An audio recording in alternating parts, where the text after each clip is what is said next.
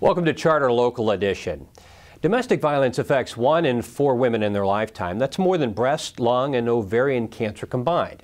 Here to talk about this very important topic is Mary Lee Hafley. Welcome, Mary Lee, from Safe Haven of Tarrant County. Yes, it's good to be here. Well, thank you. Tell us about your organization and where you're located here in Tarrant County. Well, actually, we're all over Tarrant County. So we have a couple of shelters for abused women and their children, one in Fort Worth and Arlington, as well as non-residential resource centers. So for victims who don't need shelter but are still grappling with their issues of victimization, we have services again in both Fort Worth and Arlington. And then we have a couple of other locations. We have a resale store over by TCU, and we have a transitional living complex in East Fort Worth, and then our admin offices are actually up in Hurst.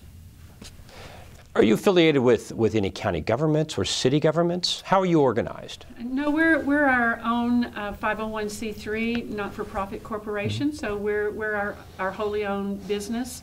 We do have partnerships with the city and the county, with several cities in Tarrant County, Fort Worth, Arlington, North Richland Hills, several others, and partnerships with the county to deliver programs, but we're not affiliated with city or county government.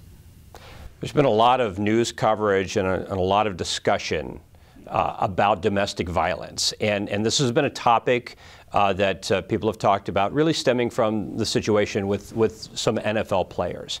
When that happens, it's a good discussion to have locally. What have you seen at Safe Haven since this discussion has begun? You know, you're right. It is a good discussion to have locally because this issue often gets buried.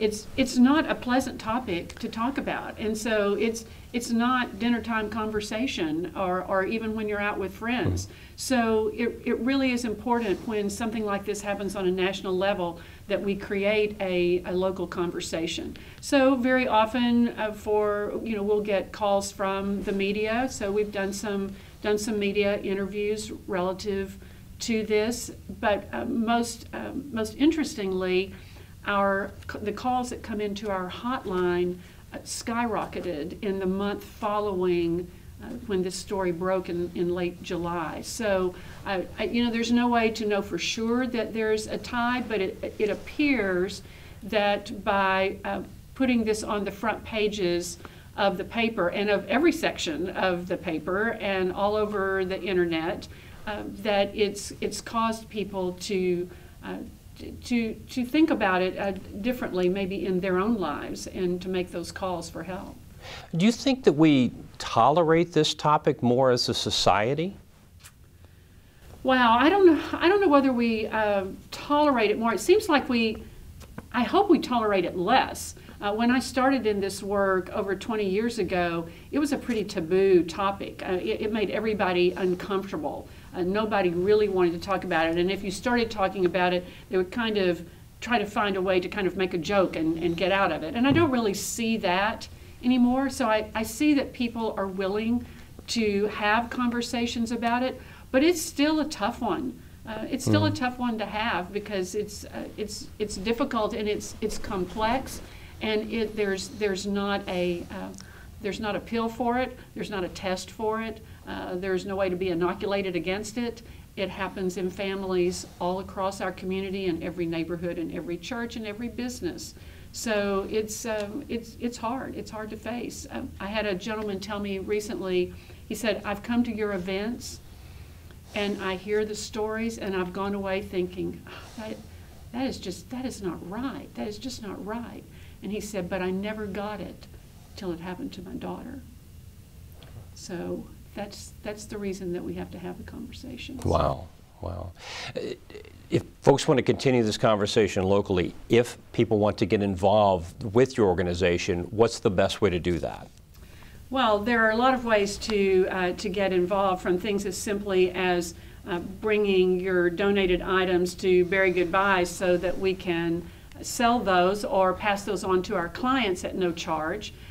to calling to volunteer. So we have lots and lots of volunteer opportunities, from answering the hotline to playing with the kids in our preschool, to attending our events and helping us raise money to support the programs that we provide to victims. So there's lots of ways to get involved, and a good way to get started is either to call our hotline or to go on our website. On our website, it'll have like what our current needs are for our clients. Like, do we need kids' underwear this month? And so it gives you some very simple ways that you can participate, as well as ways that you can donate lots of money if you'd like to do that too. Excellent. What are the local statistics on domestic violence in Tarrant County and the Fort Worth area?